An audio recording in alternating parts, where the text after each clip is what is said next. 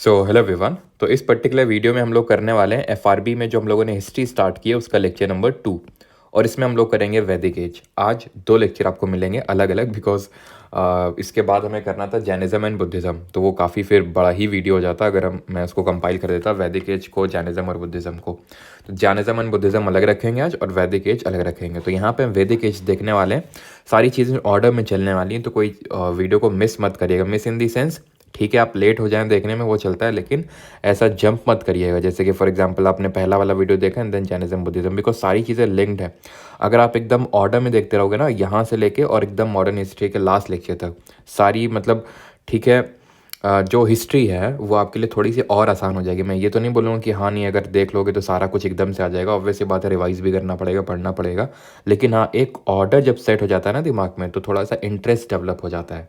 चलिए स्टार्ट करते हैं वैदिक एज। तो जब मैं वैदिक एज की बात करता हूँ तो मैं किस टाइम पीरियड की बात कर रहा हूँ? तो हमने पिछले लेक्चर में 2500 बीसी से लेके 1750 बीसी तक देख लिया था इंडस वैली सिविलाइजेशन, सिंधु घाटी सभ्यता के बारे में। उससे पहले तो हमने स्टोन एज देखा था, हमने चाल्कोलिथिक एज देखा था। स्टोन एज में हमने क्या देखा था? पीलोलिथिक, मीजोलिथिक, नियोलिथिक, यानी कि ओल्ड स्टोन एज है ना, पुरा पाषाण, देन मध्य पाषाण जिसको हम middle stone age and then new stone age. Time periods उसके हमने पढ़े थे। देन चाल्कोलिथिक हमने ये पढ़ा था कि इसके साथ कोलैब मतलब एक तरह से कंटेम्प्रेरी ही था चाल्कोलिथिक एज और आपका इंडस वैली सिविलाइजेशन। फिर हमने देखा था कि साउथ इंडिया में हमें देखने को मिला था मेगालिथ। मेगालिथ मतलब लार्ज स्टोन। जरा कमेंट में आप बताइए कि माइक्रोलिथ हम किस पर्टिकुलर स्टेज को बोलते हैं? माइक्रोलिथ, जहाँ पे छोटे छोटे पत्थर देखने को मिले। तो तभी मैं बोल रहा हूँ कि एकदम आपके दिमाग में टाइम लाइन बन जाएगा कि भाई पीलियो, मीज़ो, नियो, देन उसके बाद आईवीसी में 1750 में ख़त्म किए। अब ये जो वैदिक एज है ना, ये स्टार्ट होगा आपका रफली 1500 या फिर 1600 से लेके 600 बीसी तक जाएगा। ये कहाँ तक? 600 वैदिक एज। अब ये जब मैं बोलता हूँ वैदिक एज तो ये 2 एजेस यहाँ पे हम लोग को पढ़नी है। कौन कौन सी 2 एजेस पढ़नी है? एक तो है हमारी अर्ली वैदिक, यहाँ पे देख पा रहे होंगे आप अर्ली वैदिक, और यहाँ पे आप देख पा रहे होंगे लेटर वैदिक। इन दोनों का टाइम पीरियड अलग है। ऑब्वियस सी बात है अर्ली वैदिक है तो अर्ली पीरियड की बात हो रही है, यानी कि 1500 बीसी से लेके 1000 बीसी की बात हो रही है यहाँ पे।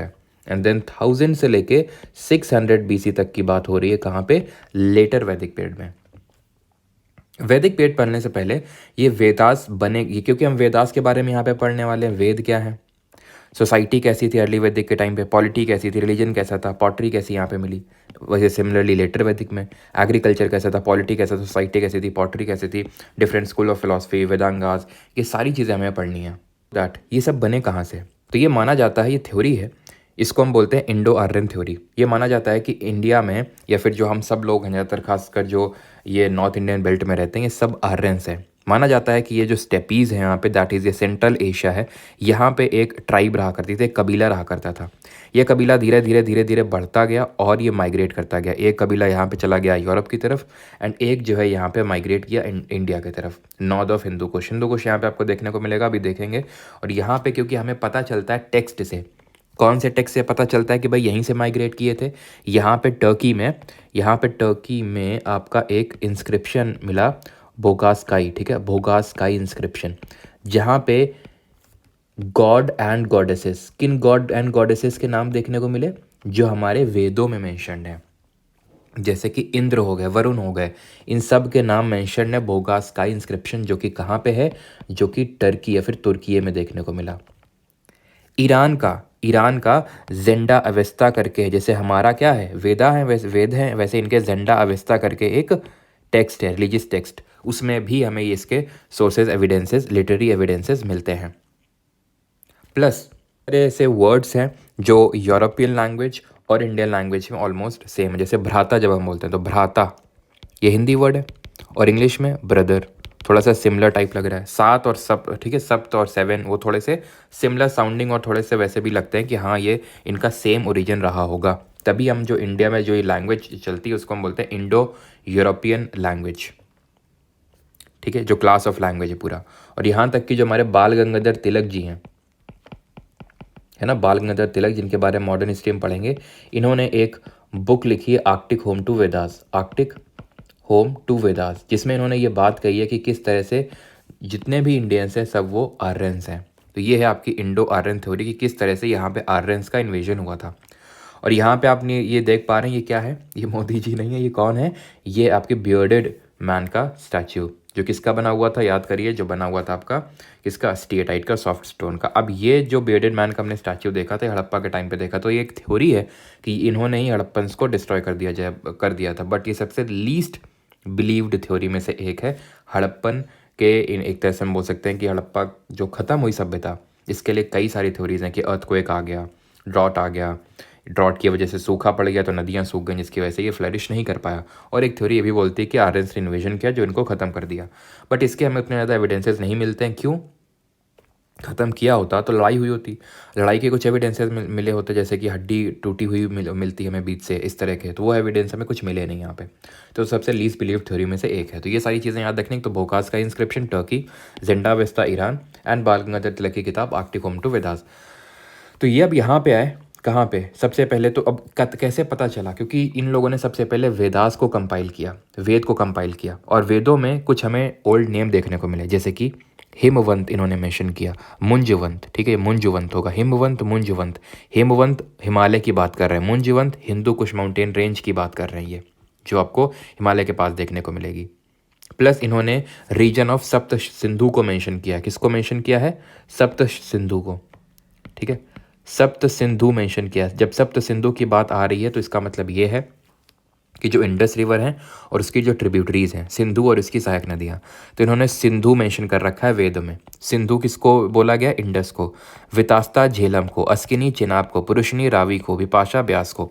ये एंशियंट नेम्स पुराने नाम पूछता है, इसलिए आपको याद होने चाहिए, ठीक है। ऐसे याद कर सकते हैं, जैसे पुरुषनी में रा आ रहा है और रावी, ठीक है, ब्यास विपाशा अपने आप ये तो याद हो जाएगा, इंडस और सिंधु बोलते हैं, ये सबको याद हो जाएगा, बस झेलम और वितास्ता आपको याद रखना है। तो इस तरह से याद कर सकते हैं जेवी, ठीक है, जेवी करके कुछ भी अपने मॉनिक बना लीजिए। बाकी तो जो बच गया चिनाब अस्किनी, ठीक है, और सतलज आपका सुतुद्री, एस से सतलज और एस से सुतुद्री, और सरस्वती को सरस्वती ही मेंशन किया गया है। तो ये लैंड ऑफ जो 7 रिवर्स है, 1 2 3 4 5 6 7, इसको हम सप्त सिंधु के नाम से जानते हैं। तो ये कुछ पुराने नाम हैं जो हमें वेद में मिलते हैं, जिससे हमें ये पता चलता है कि हाँ, ये लोग कहाँ से, मतलब कहाँ से आए और किस पर्टिकुलर रीजन में सबसे पहले स्टे किए, फिर कैसे धीरे धीरे ये माइग्रेट हुए, पूरे इंडिया में फैले। तो पूरी स्टोरी धीरे धीरे जब हम आज के लेक्चर खत्म करेंगे, कल देखेंगे महाजनपद, ठीक है, आज जैनिज्म बुद्धिज्म देखेंगे, कल महाजनपद देखेंगे, तब आपको और चीज़ें समझ में आएंगी क्लियरली। तो एकदम टाइमलाइन बना के चलिएगा। अब जैसे मैंने बोला कि इसको हम पूरे जो वैदिक काल है 1500 से लेके 600 BC तक, इसको 2 पेड में डिवाइड करते हैं, अर्ली और लेटर। अर्ली 1500 से लेके 1000 तक, और जो लेटर है वो 1000 से लेके 600 तक।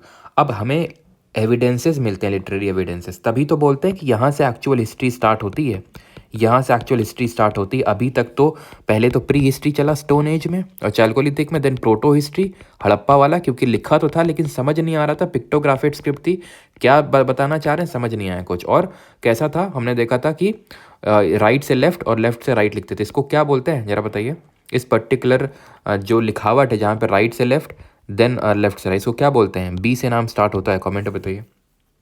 तो वेद जो हैं इनसे हमें पता चलता है, ये लिटरेरी एविडेंसेस हैं कि अच्छा ये सारी चीज़ें लिख रखी हैं, तो यहाँ से हमें काफ़ी सारी चीज़ें पता चल जाती हैं। तो वेद जो है one of the oldest text है। इनको अपौरुषेय बोलते हैं। अपौरुषेय मतलब gifted bye God, not by man. इनको मैन ने नहीं बल्कि गॉड ने गिफ्ट किया। और गॉड ने कैसे गिफ्ट किया है, तो ये सब लोगों ने, जैसे कि गॉड ने इनको सुनाया है, तो दे आर ट्रीटेड एज श्रुति। श्रुति मतलब इनको सुन सुन के आगे बढ़ाया गया जनरेशन से जनरेशन में, और बाद में इनको लिखा गया है, तो इनको श्रुति बोलते हैं। श्रुति मतलब टू बी हर्ड। और वेद का मतलब क्या होता है, वेद का मतलब होता है टू नो और नॉलेज, ज्ञान, ठीक है, जानना किसी चीज़ को।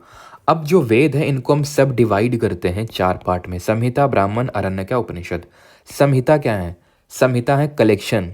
कलेक्शन किसका है, और एक चीज़ हिंदी के आपको होपफुली मिल गए होंगे, ठीक है, हिंदी के मिल गए होंगे आपको, नोट्स माइंड मैप साथ साथ मिलते रहेंगे हिंदी के भी, ठीक है, परमार SSC टेलीग्राम पे। तो संहिता कलेक्शन ऑफ हाइम्स है। हाइम्स क्या है, हाइम्स क्या है, तो हाइम्स एक तरह से भजन है, ठीक है, हाइम्स यहाँ पे आपके भजन है एक तरह से। इनको हम शुक्ता के नाम से भी जानते हैं, शुक्ता, ठीक है। तो कलेक्शन ऑफ हाइम्स को क्या बोलते हैं, संहिता बोलते हैं। देन ब्राह्मण क्या है, ये वेदों के अंत में मेंशन्ड है, सैक्रिफाइसेस एंड रिचुअल्स की, किस तरह से रिचुअल परफॉर्म करने हैं, सैक्रिफाइस करनी है, जिससे कि आपको मोक्ष मिलेगा, ये लिखा हुआ है। और वो रिचुअल्स कौन कर सकता है, वो सिर्फ कर सकता है प्रीस्ली क्लास, दैट इज़ ब्राह्मण करेगा वो, तभी बाद में इनका जाके विरोध होता है और इसी वजह से इसमें हिंदू धर्म से कुछ और धर्म बनते हैं, जैसे कि जैनिज़्म, बुद्धिज़्म, जिसके बारे में अगले वीडियो में पढ़ेंगे। सिख धर्म भी हिंदू धर्म से ही निकल के बनता है। क्यों? क्योंकि सभी लोग सैक्रिफाइसेस और रिचुअल्स परफॉर्म नहीं कर सकते, तो ना मतलब एक तरह से करवा सकते थे प्रीस्ली क्लास से, क्योंकि ये था कि भाई ब्राह्मण से ही करवाना पड़ेगा। ये अरण्यका क्या है? अरण्यका वो हैं जो जंगल, मतलब जो हर्मिट्स हैं, जो लोग जंगल में रह रहे हैं, जो स्टूडेंट्स हैं, तो उनको जो एक तरह से रिचुअल्स परफॉर्म करने हैं, उनको किस तरह से रहना है, वो अरण्यका में लिखा हुआ। तो अरण्यका से आपको याद आना चाहिए क्या? फॉरेस्ट या फिर जंगल। देन क्योंकि अब काफ़ी सारे नए नए धर्म बनने लगे, लोग माइग्रेट करने लगे, खासकर जो नीचे क्लास वाले थे, जैसे कि जो वैश्य और शूद्र थे, वो उनको चाहिए था कोई दूसरा धर्म, क्योंकि वो प्रीस्ली क्लास से इतने बड़े बड़े रिचुअल्स तो नहीं करवा सकते थे। तो इसीलिए यहाँ पे बनते हैं, और उनके पास इतना अभी, चलो वो हम जैनिज्म बुद्धिज्म में देखेंगे, ठीक है। तो हुआ क्या कि इसी पर्टिकुलर इन्हीं वेदास में लास्ट में उपनिषद ऐड किए गए, उपनिषद लास्ट में ऐड किए गए। अब क्योंकि लास्ट में ऐड किए गए तो इनको हम वेदांत के नाम से जानते हैं, वेदों का अंत। Do not confuse it with Vedang, अभी देखेंगे वेदांग क्या है।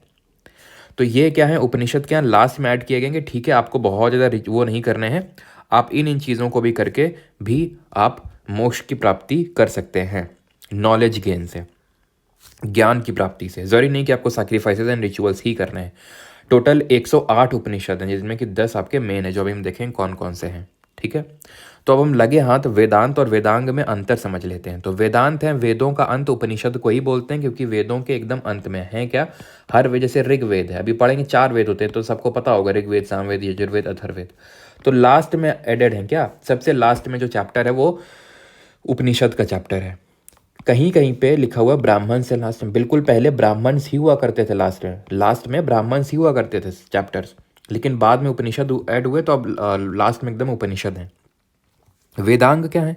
वेदांग है tools to understand the Vedas, tools to understand Vedas.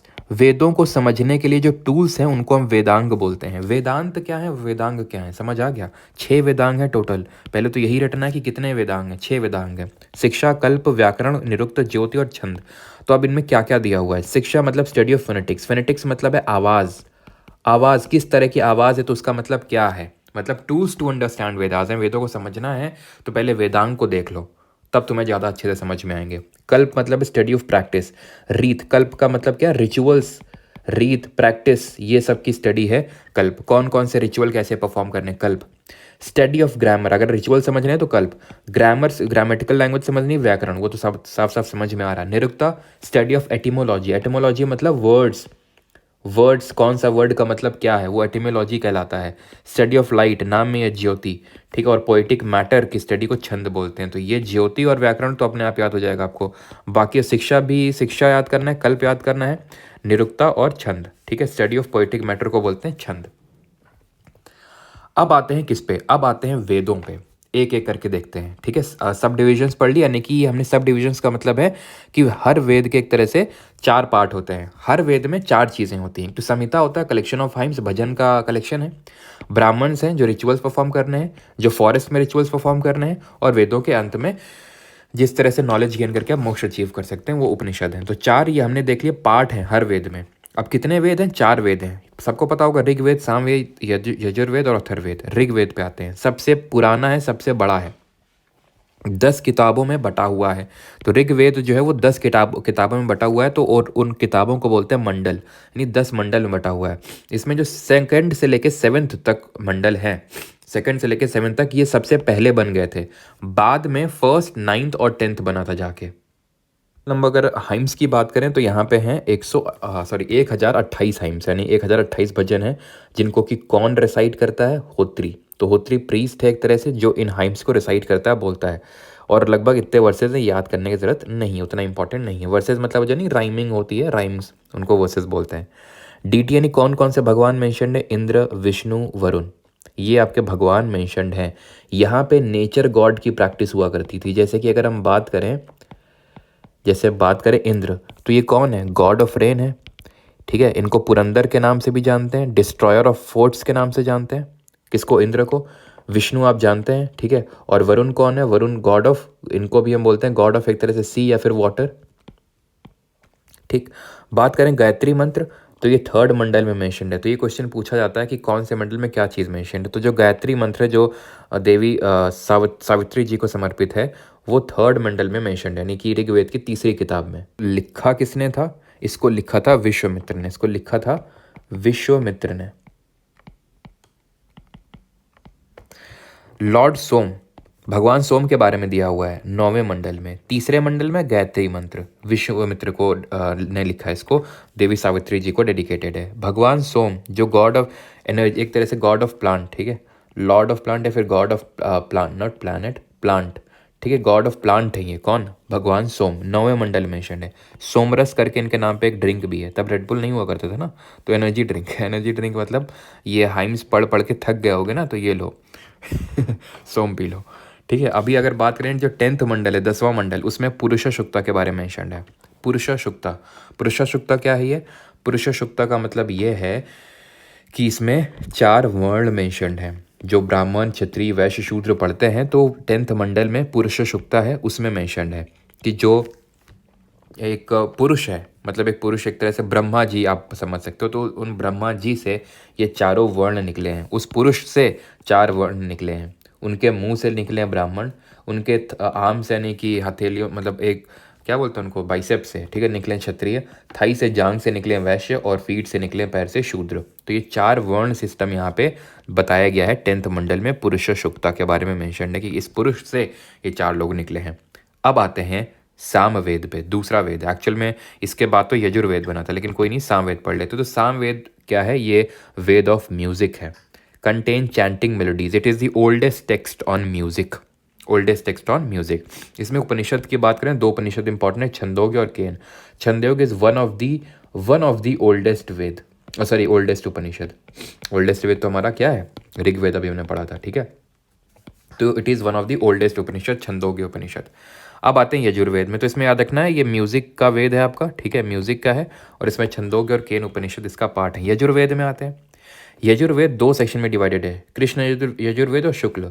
इसका मतलब होता है शुक्ल का वाइट और कृष्ण का black,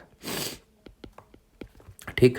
it contains the Shatapatha Brahmana, ये गलत लिखा हुआ है, थोड़ा सा गलत इन द सेंस, ब्राह्मण ऊपर होना चाहिए था, नीचे नहीं, ठीक है। It contains the Shatapatha Brahmana, ये आपको पता होना चाहिए कि शतपथ ब्राह्मण, और ये सबसे लार्जेस्ट ब्राह्मण है। लार्जेस्ट ब्राह्मण अभी हमने देखा था, ब्राह्मण क्या होते हैं, जो हमारे वेदास के 4 पार्ट होते हैं, तो उसमें एक ब्राह्मण था जो पहले लास्ट में हुआ करता था, ठीक है। तो ये लार्जेस्ट ब्राह्मण है, शतपथ ब्राह्मण, जो किसमें देखने को मिलेगा? शुक्ल यजुर्वेद में। उपनिषद की बात करें, बृहदारण्यक का ओल्डेस्ट लिखा हुआ है, ओल्डेस्ट आपका छंदोग्य भी है, यानी छंदोग्य और बृहदारण्यक का वन ऑफ द ओल्डेस्ट आप बोल सकते हैं। कठ उपनिषद में स्टोरी दी गई है नचिकेता और यम की। यम मतलब यमराज, तो एक तरह से यम बता रहे हैं किसको? नचिकेता को, कि क्या आत्मन होता है, क्या ब्राह्मण होता है, क्या रियलिटी है लाइफ की, ये सब यम जो है बता रहे हैं नचिकेता को, यमराज, ठीक है। तो वो किसमें दिया हुआ? कठ उपनिषद में दिया हुआ, जो किसका पार्ट है? यजुर्वेद का पार्ट है। अथर्ववेद और यजुर्वेद में दिया क्या है? तो इसमें रिचुअल्स एंड सैक्रिफाइसेस दी, क्या क्या आपको रिचुअल्स परफॉर्म करने हैं, वो दिया हुआ है यजुर्वेद में। और अथर्ववेद में क्या दिया हुआ है? मैजिकल फॉर्मुलेज दिए हुए हैं to ward off evil spirits, to ward off evil spirits और डिजीजेस, यानी कि आपको ये सब भूत भगाना टाइप आप बोल सकते हो, जो नेगेटिव एनर्जीज हैं या फिर कोई बीमारी है उसको दूर भगाना है, तो उसके लिए मैजिकल फॉर्मुलेज दिए हुए हैं अथर्ववेद में, जो कि सबसे लेटेस्ट वेद। और इसमें रिचुअल्स वगैरह डे टू डे हमें क्या रिचुअल्स परफॉर्म करने हैं, वो यजुर्वेद में दिया हुआ है। 20 खंड में डिवाइडेड है। देखो, जो ऋग्वेद है वो 10 मंडल में डिवाइडेड था, अथर्ववेद 20 खंडों में डिवाइडेड है। उपनिषद की बात करें, इसमें मंडुका है और महाउपनिषद इसका पार्ट है। मंडुका की बात करें, इसमें सत्यमेव जयते, that is truth only prevails, ये लिया गया मंडुका उपनिषद से।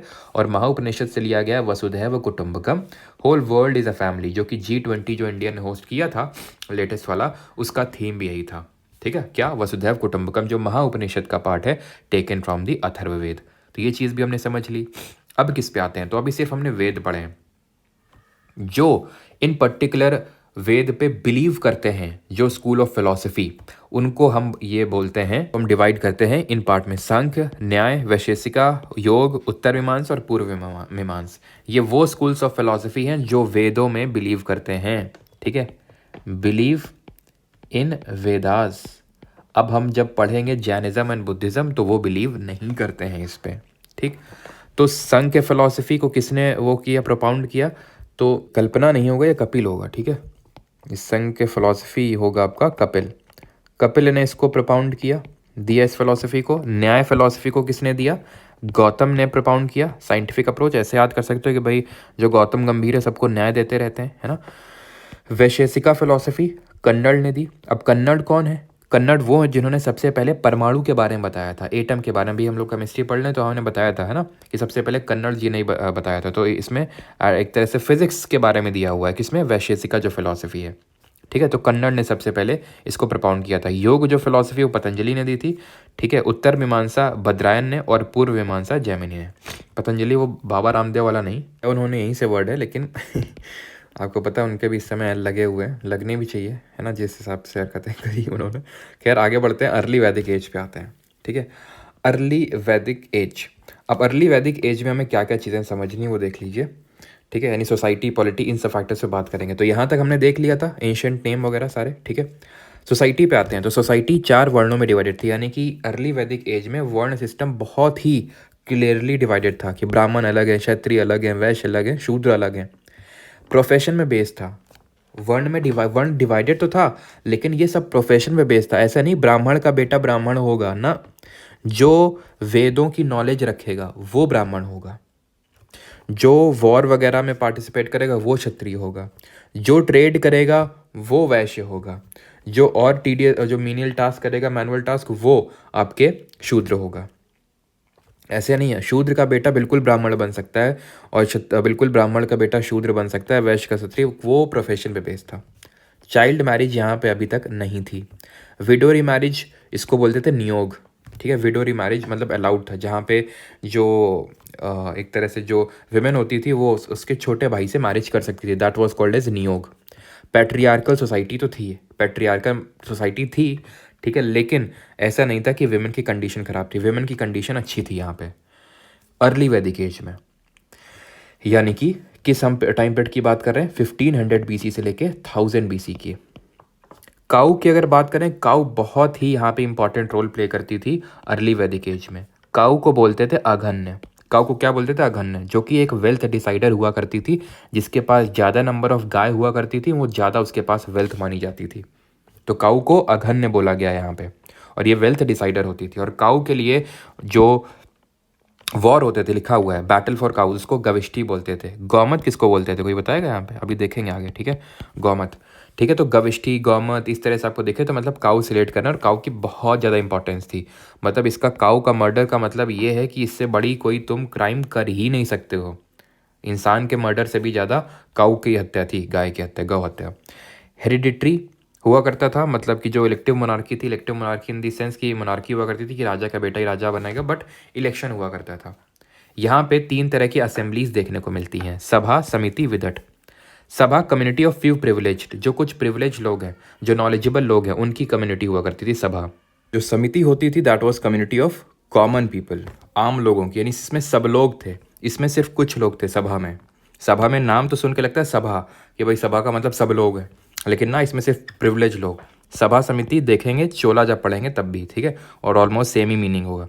विदट community of religious people, religious purpose के लिए, मिलिट्री पर्पस के लिए, कि भाई क्या करना है, किससे युद्ध करना है, ये सारी चीज़ें जो है विदट में मेंशन होती थी। अच्छा, वॉर से याद आया एक चीज़, कि जो यहाँ पे आपको 7th मंडल आई थिंक यहाँ पे मेंशन नहीं किया था ना। 7th मंडल में ध्यान रखना, 7वें मंडल में जो 7th मंडल है उसमें एक बैटल मेंशन्ड है, ये इंपॉर्टेंट है, इसको नोट करना है। That was battle of 10 Kings, battle of 10 Kings, जिसको कि 10 राजन युद्ध बोलते हैं। क्या बोलते हैं, 10 राजन युद्ध बोलते हैं, 10 राजन बैटल बोलते हैं, जिसमें कि ये बैटल ऑफ 10 किंग्स था। एक तरफ तो सुदास लीड कर रहे थे भरत क्लैन को, फिर भरत ट्राइब को, और दूसरी तरफ कन्फेडरेसी यानी ग्रुप था ऑफ 10 ट्राइब्स का। ये जो बैटल है ये लड़ा गया था on the banks of Ravi river, जिसको कि पुरुषनी, ये लिखा हुआ है उसमें कि पुरुषनी 7th मंडल में कि पुरुषनी जो रिवर है उसके किनारे लड़ा गया, जो पंजाब वाला रीजन है वहाँ पे, जो कि आपका एक तरह से कोर सेट करता है बैटल ऑफ कुरुक्षेत्र, जिसको हम महाभारत का युद्ध बोलते हैं, उसके लिए उसका कोर है ये। तो सुदास जो भरत ट्राइब को लीड कर रहे हैं, एंड कन्फेडरेसीज ऑफ 10 ट्राइब के बीच बैटल होता है, जिसमें कि ये यहाँ पे विनर साबित होते हैं। ठीक है, तो ये चीज़ भी आपको यहाँ पे ध्यान में रखिएगा। आगे बढ़ते हैं, एंड कहाँ पे थे हम लोग, यहाँ पे थे, सभा समिति और विदट देख लिया हमने। ठीक है, तो विदट। अब आते हैं रैंकिंग ऑफ ऑफिशियल्स। तो पुरोहित हुआ करते थे, आर्मी चीफ को सेनानी बोलते थे, विलेज हेड को ग्रामीणी बोलते थे। रिलीजन की बात करें, वर्शिप करते थे नेचर, इंद्र, पृथ्वी, अग्नि, सोम, वायु को। रुद्र गॉड ऑफ एनिमल हुआ करते थे, अदिति मदर ऑफ गॉड्स हुआ करती थी, जो ये आपके सूर्य भगवान हैं उनकी मदर हैं Aditi, mothers of all gods इनको बोलते हैं। सावित्री, गायत्री मंत्र इन्हीं को डेडिकेटेड है। एनिमल वर्शिप नहीं मिलती थी, ऑकरे कलर्ड पोट्री देखने को मिलती थी। पोट्री हम देख रहे हैं किस तरह से, पहले हमें देखने को मिला था कि black and red polished where थी, कहाँ पे आपकी ये हड़प्पन सिविलाइजेशन के टाइम पे। अभी यहाँ पे ऑकरे कलर्ड पॉटरी है। अभी आते हैं किस पे, लेटर वैदिक एज पे। लेटर वैदिक एज की अगर हम बात करें तो वही टाइम पीरियड 1000 BC से लेकर 600 BC की बात कर रहे हैं। अब हुआ क्या, Aryan expanded from Punjab to western UP and Bihar. देखिए इस तरह से आर्यन सबसे पहले यहाँ पे आए, कहाँ पे आए, आर्यन सबसे पहले तो यहाँ पे आए, आपके ये वाला जो रीजन है यहाँ पे। इसके बाद अर्ली वैदिक एज में अभी तो इन्होंने 10 राजन युद्ध लड़ा है, यहाँ पे ही होंगे कहीं पे, है ना, महाभारत का युद्ध हुआ है। देन धीरे धीरे धीरे धीरे धीरे जो है ये अब लेटर वैदिक एज तक यहाँ पे थोड़ा सा आगे यहाँ तक बढ़ेंगे, कहाँ तक, यहाँ तक बढ़ेंगे। फिर जब हम अगला लेक्चर पढ़ेंगे महाजनपद, तो महाजनपद में और ये फ्लरिश हो जाएंगे और फैल जाएंगे। तो धीरे धीरे किस तरह से यहाँ पे आए अर्ली में, वैदिक में थोड़ा यहाँ तक पहुँचेंगे वेस्टर्न यूपी तक, देन महाजनपद आपके स्प्रेड हो जाएंगे और आगे तक, है ना। Clear, expansion possible due to iron weapon and horses. तो ध्यान रखिए, अब यहाँ पे सबसे पहली बार हमें एविडेंस मिलते हैं किसके, आयरन के। और आयरन के कैसे पता चला, इन्होंने लिखा अयास। अयास का मतलब क्या होता है, अयास का मतलब होता है मेटल, ठीक है, ब्लैक मेटल, जो यहाँ पे आयरन को बताया गया है। और हॉर्सेस के भी एविडेंस मिलते हैं। क्या हड़प्पन सिविलाइजेशन वालों को हॉर्सेस के बारे में पता था, नहीं पता था। एक हड्डी मिली थी सुरकोतला में, बट दैट डजंट मीन को इनको हॉर्सेस यानी घोड़ों के बारे में पता था। फिर आगे अगर हम बात करें तो एग्रीकल्चर कैसा था इस टाइम पे, तो agriculture chief means of livelihood, यहाँ पे एग्रीकल्चर हुआ करता था पहले। अभी अगर बात करें अर्ली वैदिक एज में, ये एक तरह की पैस्टोरल कम्युनिटी थी, गायों को चराते थे, ठीक है, गायों को चराते थे। बट अभी यहाँ पे क्या है, एग्रीकल्चर यहाँ पे फ्लरिश करने लगा। और यहाँ तक कि जो गोत्र आप सुनते हैं, गोत्र आपने सुना होगा ज़रूर, गोत्र, है ना, कि और अभी भी होता है कि भाई सेम गोत्र में मैरिज नहीं की जाती है। तो गोत्र का मतलब होता था जहाँ पे गायें बनती हैं। तो एक गोत्र का मतलब है कि हमारी गाय, जैसे अगर मेरा और आपका गोत्र मान लेते हैं सेम है, दैट मीन्स कि किसी टाइम पे हम, मेरी गाय और आपकी गाय सेम जगह पे बनती होंगी, दैट मीन्स कि हम भाई बहन, मतलब भाई हैं फिर भाई बहन हैं। इस तरह से अगर हमारे गोत्र सिमिलर हैं तो इसका मतलब होता है, तो ये वैदिक एज से ही आता है, अर्ली वैदिक एज से, है ना। तो अभी क्या ये एग्रीकल्चर पे आने लगे, क्यों, क्योंकि आयरन पता चल गया ना, आयरन की डिस्कवरी हो गई। कहाँ पे, लेटर वैदिक एज में।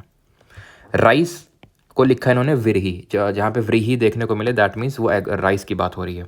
वुडन प्लॉशर देखने को मिलता है, रूरल कम्युनिटी मतलब है, ठीक है। जो हमारे हड़प्पा वाले थे वो कैसे थे, अर्बन थे, है ना।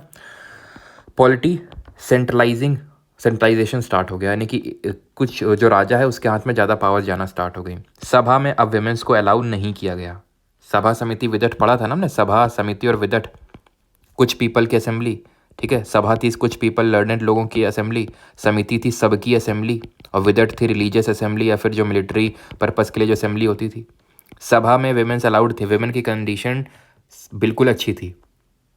अर्ली वैदिक एज में ख़राब होना स्टार्ट हुई लेटर वैदिक एज से। विमेन को अलाउ नहीं किया गया सभा में। समिति होती थी, विदट यहाँ पे जाके ख़त्म हो गया, यानी विदट नहीं है अब लेटर वैदिक एज में।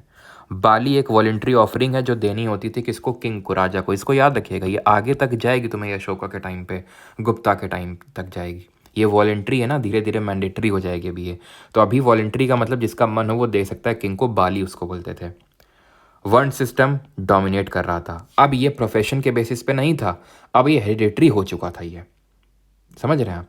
यानी कि जो अभी प्रोफेशन वैसा था कि अगर प्रोफेशन के बेसिस पे था कि जो अगर वेद पढ़ेगा तो वो ब्राह्मण होगा, है ना, जो ट्रेड करेगा वो वैश्य होगा। तो ब्राह्मण्स जो है यहाँ पे वर्ण सिस्टम की अगर बात करें तो ब्राह्मण्स ब्राह्मण्स यहाँ पे डोमिनेट कर रहे थे। क्षत्रिय रूल और प्रोटेक्ट करने का काम था, वैश्य का ट्रेड करने का काम, और ये शूद्र का एक तरह से सर्वेंट का काम था। वर्ण सिस्टम अब यहाँ से एकदम स्ट्रिक्ट हो गया था और थोड़ा सा रिजिड हो गया था।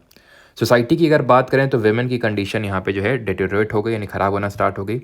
गोत्र सिस्टम एमर्ज हो गया, जो अभी मैंने आपको बताया। क्लैन जिसको बोलते हैं, काल नहीं, क्लैन इसको बोलते हैं, क्लैन। आश्रम, और ये आपके क्या है, आश्रम, ब्रह्मचर्य, गृहस्थ, वनप्रस्थ और संन्यास, चारों एक तरह से ब्रह्मचर्य, गृहस्थ, वनप्रस्थ और संघ, ये 4 आश्रम है आपके। आश्रम इनमें इंक्लूड नहीं है, ठीक है। ये 4 आश्रम है आपके, या फिर 4 स्टेजेस ऑफ लाइफ हैं। आश्रम बोलिए, फिर स्टेजेस ऑफ लाइफ है। स्टूडेंट लाइफ ब्रह्मचर्य, ठीक है, ब्रह्मचर्य आपको फॉलो करना है। गृहस्थ मतलब कि जो आपको गृहस्थी बसानी है, हाउस होल्ड। वनप्रस्थ मतलब कि वन को चले जाना है। संन्यास मतलब त्याग देना है, सारी चीज़ों को संन्यास ले लेना है। पॉटरी यहाँ पे ग्रे या फिर पेंटेड ग्रेवेयर देखने को मिलती है। कैसी? Painted grey ware, coloured pottery. Pottery आप समझते हैं ना, वही घड़ा टाइप जिसमें कि सरप्लस अनाज रखते हैं, और पॉटरी सजावट के लिए भी यूज़ की जाती है। आज भी हम यूज़ करते हैं, पॉट्स हमारे यहाँ रखे होते हैं सजावट के लिए, ठीक। चलिए, तो वो मतलब एक तरह से पॉटरी से हमें कंडीशन पता चलती है कैसी इन लोगों की कंडीशन। तो ये हमारा वैदिक एज खत्म होता है। कुछ इम्पॉर्टेंट कुछ सम एक्स्ट्रा फैक्ट्स हैं यहाँ पे लिखे हुए, इनको भी देख लेते हैं क्या क्या फैक्ट्स हैं यहाँ पे। तो लॉर्ड ऑफ द प्लो अगर पूछ ले किसको बोलते हैं, तो लॉर्ड ऑफ द प्लो बोलते हैं, या फिर जो हल होता है उसका एक तरह से लॉर्ड, ये इंद्र को बोलते हैं, इंद्र देवता को। अयाज मैंने बता दिया, आयरन को रेफर किया गया इन द लेटर वैदिक एज, जो कि या फिर इन जनरल मेटल को भी रेफर किया गया है, ब्लैक मेटल। विवाह यहाँ पे डिफरेंट तरह के होते थे, जैसे कि अनुलोम विवाह होता था, जहाँ पे अनुलोम विवाह में क्या होता था, लड़का जो होता था बॉय, वो हायर कास्ट का होता था, हाई कास्ट का होता था, ठीक है। और जो लड़की होती थी, गर्ल होती थी, वो लोअर कास्ट की होती थी। ये एक्सेप्टेड था। बट जो प्रतिलोम विवाह था वो एक्सेप्टेड नहीं था। प्रतिलोम विवाह क्या होता था, इसका जस्ट ऑपोजिट उल्टा। और गंधर्व विवाह होता था लव मैरिज, ठीक है। गंधर्व जो विवाह होता था that was love marriage. Gomat, Gomat क्या होता है, जिसके पास बहुत सारी कैटल्स हैं। One who owned many kettles, जिसके पास बहुत सारी गाय हैं। गविष्ठी क्या है, बैटल फॉर काउज। ऑक्यूपेशन किस तरह से था, तो ऑक्यूपेशन सबसे पहले तो ये पैस्टोरल कम्युनिटी थी इन दी अर्ली वैदिक एज, देन बाद में एग्रीकल्चर इनका मेन वो बन गया। क्यों? क्योंकि मेटल आयरन डिस्कवर हो गया, तो हल बना सकते हैं। Bali was a kind of voluntary offering, ठीक है। तो एक्स्ट्रा तो आई थिंक क्या कुछ भी नहीं था, विवाह ही था बस, विवाह और गौमत है ना, और ये लॉर्ड ऑफ द प्लो, तो ये ध्यान रखना, बाकी तुमने पहले ही देख लिया था। तो यहाँ पे हमारा लेक्चर होता है आज का ख़त्म। अब हम अगले लेक्चर में आज ही देखेंगे जैनिज़्म एंड बुद्धिज़्म। इस पर्टिकुलर लेक्चर के इंग्लिश और हिंदी में दोनों में माइंड मैप आपको परमार एससी टेलीग्राम पे देखने को मिल जाएंगे, जिसका लिंक आपको वीडियो के डिस्क्रिप्शन में मिल जाएगा, प्लस क्विज ग्रुप का भी लिंक डिस्क्रिप्शन में मिल जाएगा। तो वहाँ से दोनों को ज्वाइन करके आप उनको डाउनलोड कर सकते हैं, ये इस फॉर्मेट में भी और प्रिंटेबल फॉर्मेट में भी, जहाँ पे आपको बैकग्राउंड वाइट देखने को मिलेगा। Thank you.